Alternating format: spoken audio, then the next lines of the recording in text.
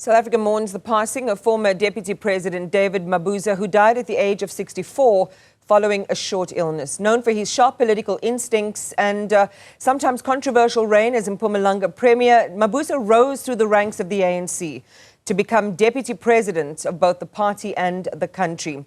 The tributes and appraisals of political life are pouring in, and we speak to someone who knew the province and its politics intimately, former Mpumalanga Premier Dr. Matthews Phosa, who joins us now to reflect on David Mabuza's life and legacy. Dr. Phosa, good morning to you. Welcome to the program. Condolences to yourself as well. It's also a loss to you of a veteran comrade. How are you reflecting on his life this morning?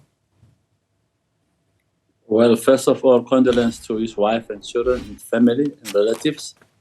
I mean, they've lost a son, an uncle, a father, a brother. We have lost a leader, as NC. I don't talk about Comrade David Mabuza as finished product. I talk about him first as raw product. He was a young student at Nkosazana Training College when we, as underground cadres of the ANC, were forming political cells and military cells throughout the province. We targeted the training colleges, secondary schools, and formed political cells to agitate for the ANC underground. Comrade Mabuza joined a cell which was led by Cyril, the late, may his soul be in peace, and he was very active in there. Now and then frightened by things when I introduced the name of the ANC, saying, "Where you meet them?" I said, "No, it's not your business. We meet them. We are meeting right now. You are them." But we work together very well. Later, fast forward, I was thrown into exile. And fast forward, I came back from exile. We had the election in 1994. And I was asked by President Mandela through the NEC to be the first premier from Mpumalanga. There was an issue about who must be the MEC of education. And we ultimately had a consensus that it is David Mabuza. I called him from a school where he was a mere teacher, and he drove to my office, and I said to him, "Comrade Didi, you're going to be the first MEC of education." He said, "What do I know about being an MEC?" I said, "What do I know about the premier? We're all going to learn. It's a learning curve. We must just do the best for our people." And of course, we did the best for our people.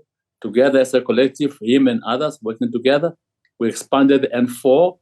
We built a new airport for the province. We had a little beginning aerodrome. We built huge government complexes, huge malls, inspired infrastructure, private sector to invest in the province, in every town, and grew the economy of that province. So he was part of that collective.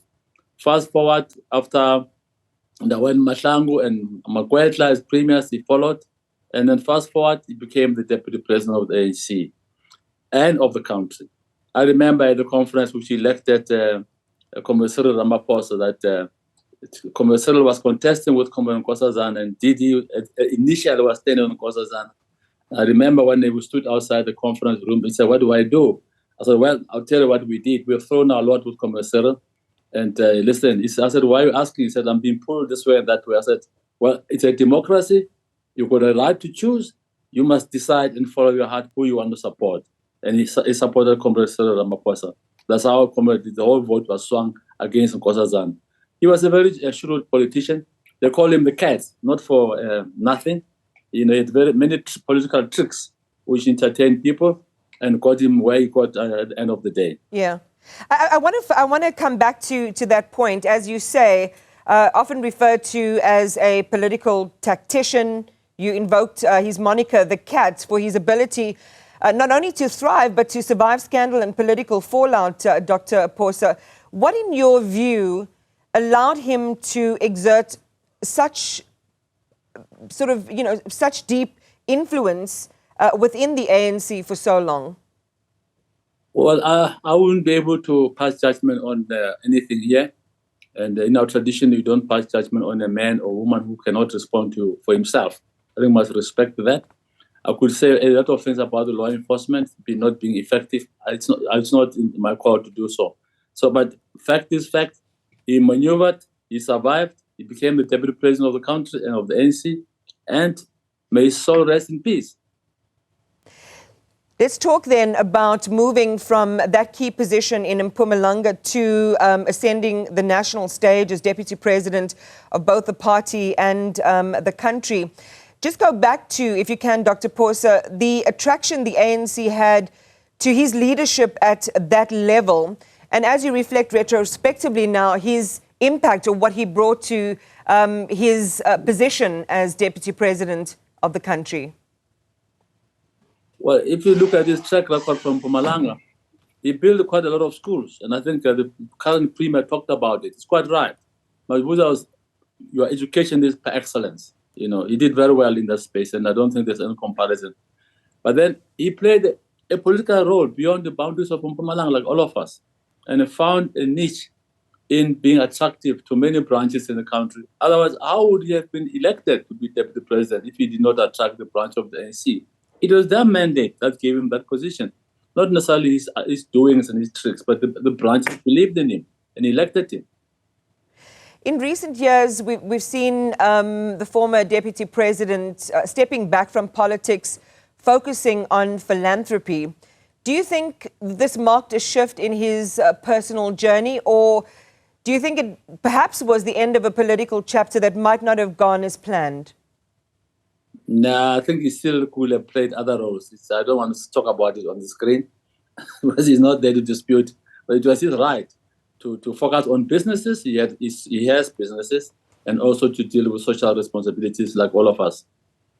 And finally, Dr. Phosa, history, judges all of us, and it will also judge David Mabuza in many ways. He was a teacher, he was a leader. As you said, he was a political operator.